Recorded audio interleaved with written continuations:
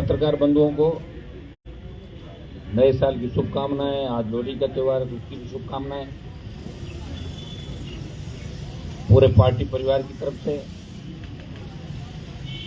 आज जो राजस्थान के अंदर ज्वलंत मुद्दे हैं, आज 35 लाख से ज्यादा बेरोजगार जयपुर की आबादी के बराबर साइज है, जिन्होंने डिग्रियां ले रखी है, वो कहीं न कहीं रोजगार के लिए संघर्ष कर रहे हैं हमेशा। और हर भर्ती का पेपर लीक हो जाता है। अभी जो सेकेंड ग्रेड भर्ती का पेपर लीक हुआ, जिस दिन पेपर लीक हुआ, और मैं धन्यवाद दूंगा लोकतंत्र के चौथे स्तंभ मीडिया को कि आप त्वरित कार्रवाई भी करते हो, प्रयास भी करते हो, लेकिन जब लास्ट में आके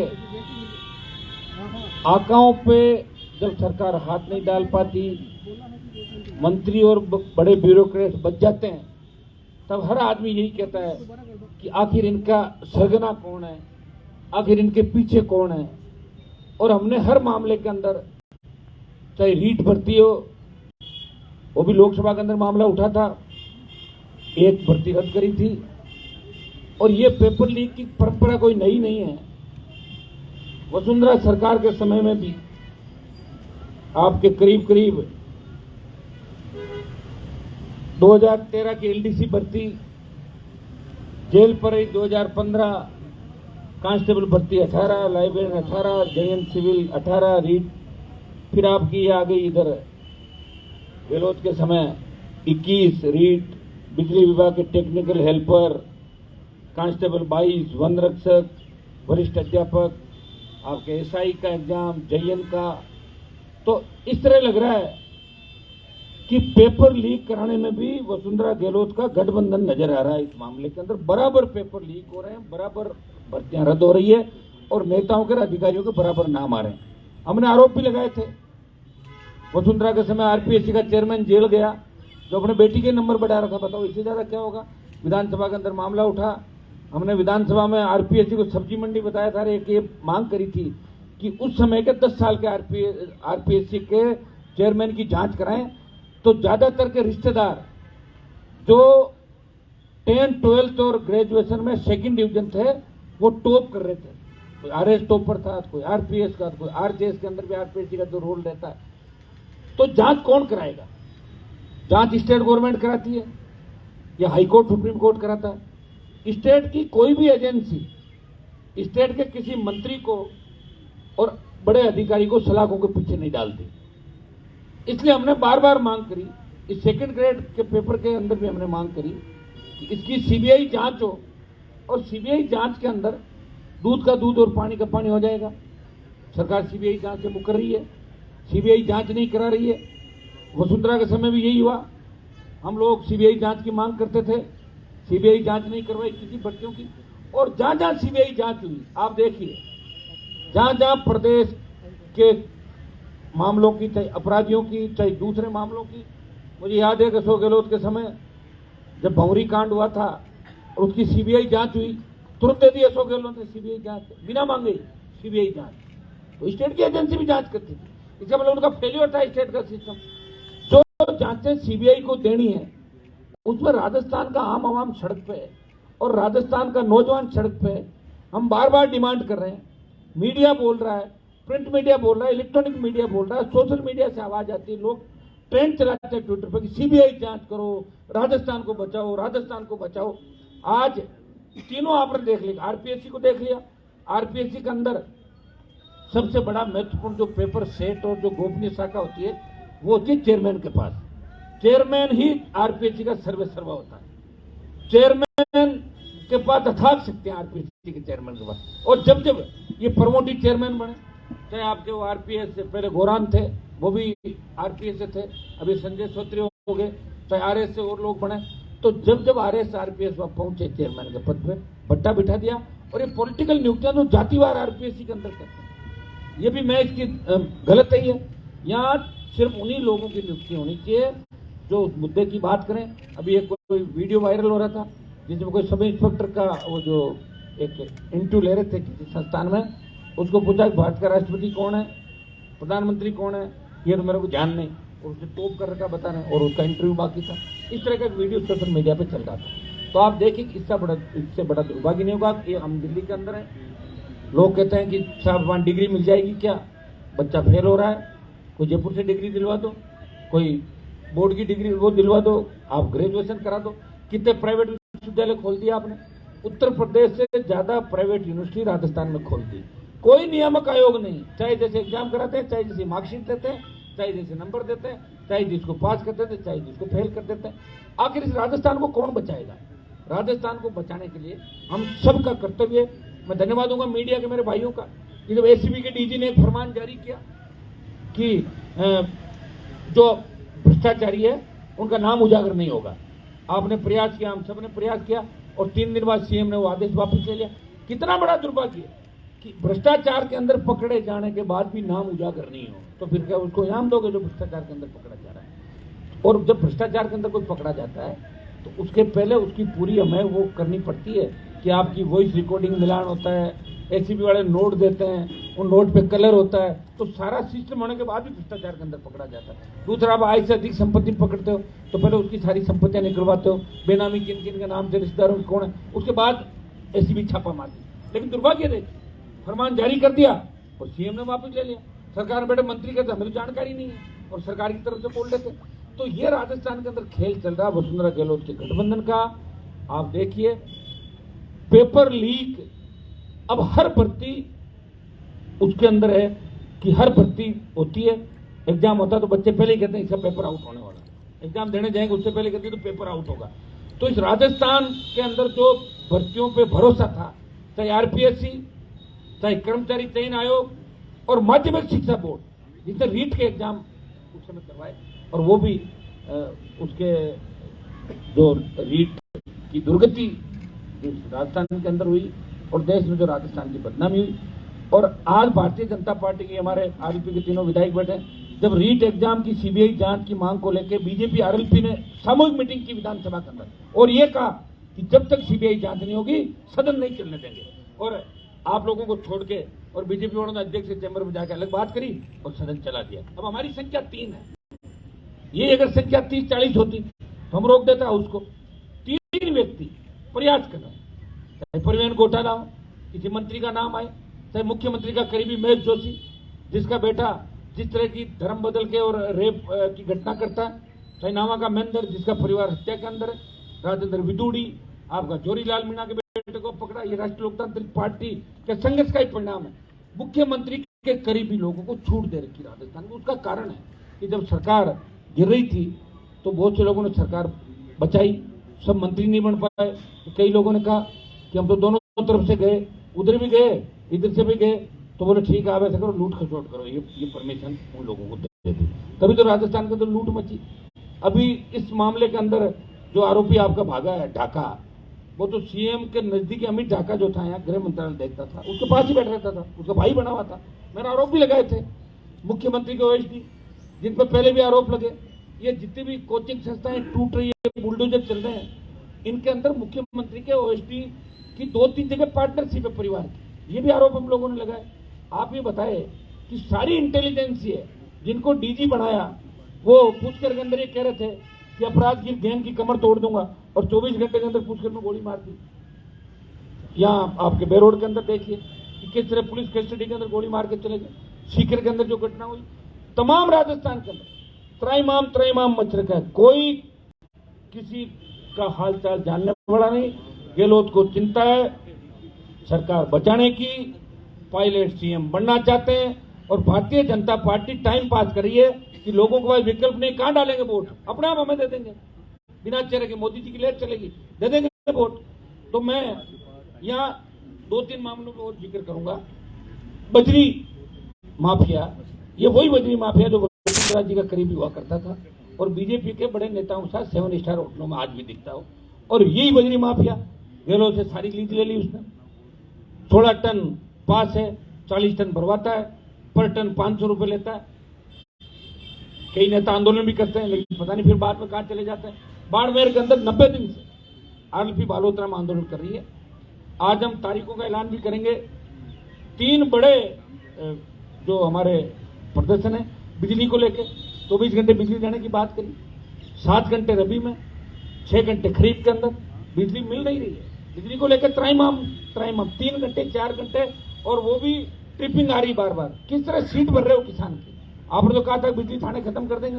कांग्रेस की सरकार में कई नेता जोर जोर से बोलते थे कि हम आएंगे, किसान की सीटें खत्म करा देंगे, 5% सेटलमेंट करा देंगे, 10% करा देंगे, लेकिन कुछ नहीं हो रहा राजस्थान के अंदर। इनके नेता ये जो भारत जोड़ो यात्रा निकाल के गए, 10 दिन में कर्ज माफी की बात कही राहुल गांधी ने। कहाँ कर्जा माफ हुआ किसानों को, बताओ मुझे। कितनी बड़ी बड़ी बातें कही। अब इनका एक ही काम है कि अब चुनावी साल है, और चुनावी साल में कोई न कोई झुनझुना पकड़ा देंगे। अब बजट लेके आ रहे हैं, बजट में कोई बात कर देंगे। आप ये बताइए, बजट के अंदर जो चीजें आती है वो पूरी बजट का काम नहीं कर पाते। पिछली बार सीएम ने कितनी घोषणाएं करी बजट में, जो भर्तियां सारी अदर जून में लटक गई, रद्द हो रहे हैं, पेपर लीक हो रहे हैं। कौन सुरक्षित है राजस्थान का आप अंदर बताओ। आप पत्रकार सुरक्षित नहीं, नेता सुरक्षित नहीं। अस्पताल के अंदर आप चले जाओ, जो व्यवस्थाएं आप देख रहे हो अस्पताल के अंदर, जिस तरह अपराध में हम नंबर 1 पे आ गए देश के अंदर, आज देखिए 23 पायदान से नंबर 1 पे आना कितना बड़ा दुर्भाग्य है। तो मैं इस मौके पे आपको ये कहना चाहूंगा कि राष्ट्रीय लोकतांत्रिक पार्टी राजस्थान के अंदर पेपर लीक के जो मामले हो रहे हैं, इन भर्तियों में जो मंत्रियों के, ब्यूरोक्रेट्स के नाम खुल के सामने आ रहे हैं, मुख्यमंत्री के करीबी लोगों के नाम आ रहे हैं, इसको लेके बड़े आंदोलन राजस्थान में।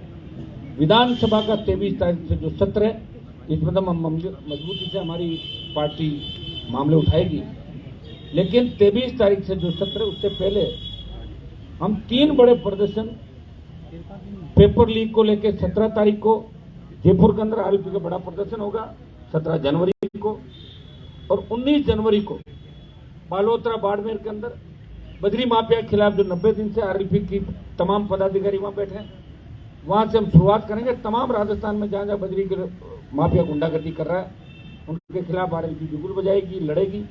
और 20 तारीख को अजमेर डिस्कॉम का जो कार्यालय एमडी का, उसका 20 तारीख को राष्ट्रीय लोकतांत्रिक पार्टी घेराव करेगी। ये 3 बड़े प्रदर्शन आगामी आप 23 तारीख से पहले पहले राष्ट्रीय लोकतांत्रिक पार्टी का हमारा मकसद एक ही है कि हमारा वो राजस्थान जहाँ लोग बाहर से पढ़ाई करने के लिए आते थे, जब मैं यूनिवर्सिटी में अध्यक्ष था उस समय बाहर के लोग आते थे, कहते थे कि राजस्थान विश्वविद्यालय का एक बहुत बड़ा रुतबा है, यहाँ के स्कूल अच्छे हैं, कॉलेज अच्छे हैं। और दुर्भाग्य से देखिए कि लोग यहाँ से टीसी कटा के जा रहे हैं, अब अपने बच्चों को लेके जा रहे हैं। ये जगह ठीक नहीं है, गैंगवार के अड्डे बन गए राजस्थान में। आज कोई सुरक्षित नहीं राजस्थान के अंदर, और अंतिम जांच कभी नहीं होती। जिन मंत्रियों के नजदीकी लोगों पर मैंने आरोप लगाए, अभी इनके सब की अगर जांच होती सीबीआई की तो सारे जेलों के अंदर होते, लेकिन जांच कराएगा कौन? जांच मुख्यमंत्री कराते हैं। और बीजेपी चुप है। बीजेपी का एक भी नेता मेघ जोशी के खिलाफ एक बयान नहीं दिया, बताइए आप। क्योंकि बीजेपी के कई नेताओं को उनके साथ कामकाज चल रहे हैं, ठेके ले रखे हैं। अब कैसे चलेगा बताओ मुझे। जब बाड़ी खेत को खाने लग जाए, भारतीय जनता पार्टी जन आक्रोश यात्राएं निकाल रही है। जन आक्रोश तो बीजेपी के खिलाफ है लोगों के अंदर। जिस तरह मोदी जी ने किसानों के खिलाफ बिल लाए, हम बाहर आए और ये अग्निपथ लेके आए। कितना बड़ा अग्निपथ का विरोध है देश के अंदर। इसको लेके भी आरएलपी आगामी दिनों में बड़े आंदोलन करेगी, दिल्ली कूच करेगी। और मैं आपको विश्वास दिलाता हूँ, इस राजस्थान की आम जनता को विश्वास दिलाता हूँ कि राजस्थान के नौजवान और किसानों के लिए आरएलपी हमेशा सड़क से लेकर सदन तक लड़ी थी। आगे भी हम संघर्ष करेंगे। ये पार्टी जय जवान जय किसान के नारे के साथ बनी है, और हमारा मकसद है कि राजस्थान भय मुक्त हो, भ्रष्टाचार मुक्त हो और अपराध मुक्त राजस्थान हो। ये हमारे प्रमुख इशू रहेंगे, और इसको लेकर आगामी दिनों में हमारे विधानसभा के अंदर, लोकसभा के अंदर भी जो राजस्थान के इशू है उनको रेज करेंगे। हनुमान जी, सीधी सी मेरा सवाल ये है आपसे कि आपकी पार्टी, ये आप प्रदेश संयोजक इसके जन्मदाता है, और सरकारी बंगले पे कब्जा करते जा रहे हैं। अपनी पार्टी के पूरा कार्य सरकारी बंगले से कर रहे हैं, तो अब आरोप लगा रहे हैं सत्ता पे अब नेताओं। तो अशोक गहलोत कहाँ से कर रहा है? अरे वो सरकारी बंगले से गहलोत ही कर रहा होगा ना। इसका आपको पता है कि 50,000 रुपए का किराया हमारा कटता विधायक का, कितना? 50,000 पर महीने। विधानसभा बजट सत्र शुरू होने वाला है, इससे पहले सचिन पायलट का जो है शक्ति प्रदर्शन किया जा रहा है 15 तारीख से 30 तारीख तक। अंतिम प्रयास है। हमने तो शक्ति प्रदर्शन देखा नहीं सचिन पायलट का, कहीं होता तो अभी तक हो जाता। 4 साल तो निकल गए, 4 साल 2 महीने निकल गए। अगर पायलट के अंदर जरा सा भी कुछ हो तो वो अलग पार्टी बनाए, लड़े राजस्थान के अंदर। और अगर वो लड़ते हैं अच्छी बात है, हमने तो उनको मुख्यमंत्री बनाने के समय उस समय समर्थन भी दिया था, सीएम बनाया।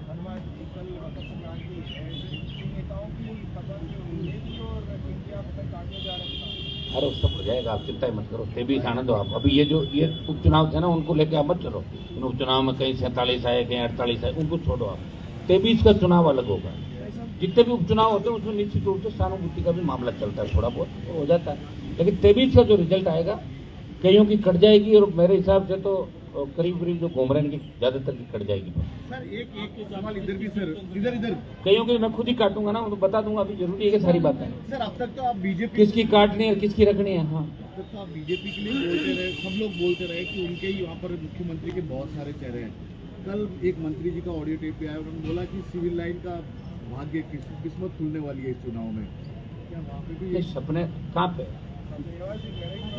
हाँ हाँ, क्यों नहीं, मेरी बात सुनो, सपनों में कोई पाबंदी नहीं है, मुकदमा दर्ज नहीं होता। आजकल क्या है कि ऑडियो वीडियो सीडी ये तो आने लगी, लेकिन सपने कोई टेप नहीं कर सकते। जिस तरह हमारे फोन टेप करा रहे हैं गहलोत साहब, और ये जो डीजी जिनको बनाया ना, इनको इसीलिए बनाए, फोन टेप कराने में इनको मारता अच्छी लगती है। पहले भी कराए एडीजी, ये इनके एडीजी ये रहे उसके अंदर इंटेलिजेंसी, और एडीजी इंटेलिजेंस चीफ मिनिस्टर को सुबह शाम ब्रीफिंग करता। इस मामले में ये मास्टर है, बाकी इनको ज्यादा आता ज्यादा कुछ भी नहीं है। ये उस दिन कह रहे थे कि उसपे वो करा दो, नकल वालों के खिलाफ राजद्रोह का मुकदमा लगा दो। इनको पता नहीं नकल कराने वाले के खिलाफ राजद्रोह का मुकदमा नहीं लगा, ऐसे बयान दे देते डीजीपी। तो ये तो यही है। नहीं, क्या सपने पूरे होते दिख रहे हैं आपको उसका? हम करेंगे आरएलपी, और कौन करेगा? अभी भी आपको पता, सुनो मेरी बात, इस राजस्थान के अंदर ये बात सही है, आपका सवाल पूछना इसलिए लाजमी है कि राजस्थान में कभी तीसरी पार्टी बनी नहीं। हमारे जो नेता थे वो झंडा उठा के लाते थे, ये तो हरियाणा के नेताओं का, ये लाते थे यूपी के नेताओं का, ये लाते थे बिहार के नेताओं का, और यह दिल्ली के नेताओं का। पहली बार राजस्थान के जवानों ने खुद की पार्टी बनाई, और पार्टी बना के पार्टी का प्रदर्शन रहा। 4 साल के अंदर 3 विधायक, 1 सांसद, 5 प्रधान, 1 म्युनिसिपलिटी का चेयरमैन, और हर जगह विपक्षी भूमिका अगर कोई निभा रहा, सड़क से लेकर सदन तक आप देखिए कि आरएलपी सबसे पहले आती मैदान के अंदर। तो आरएलपी अब बहुत बड़ी पार्टी राजस्थान की हो गई। हमने पहले भी कहा था कि हम गठबंधन उन लोगों से कर सकते हैं जो कांग्रेस और भारतीय जनता पार्टी के खिलाफ है, बाद में नहीं भागे। जिस तरह इस बार भागे थे ना कई दल, ऐसे दलों से गठबंधन नहीं होंगे। हो सकता है कुछ सीटों में गठबंधन हो जाए, लेकिन 150 से 200 सीटों के बीच राष्ट्रीय लोकतांत्रिक पार्टी अपने दम पे राजस्थान के अंदर चुनाव लड़ेगी आगामी 23 में।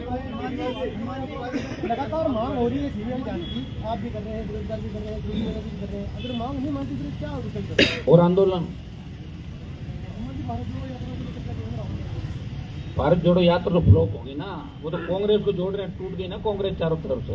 कहीं जीते भी, इसका भी कुछ बन गया, तो खुद के अंदर की लीडरशिप कैसे, इसके लिए कर रहे हो, भारत के लिए नहीं, कि खुद कांग्रेस के नेता कैसे बने, ये यात्रा है। केजरीवाल साहब, आप कई मुद्दे उठाते हो, ये बिजली के संकट की आपने बात की।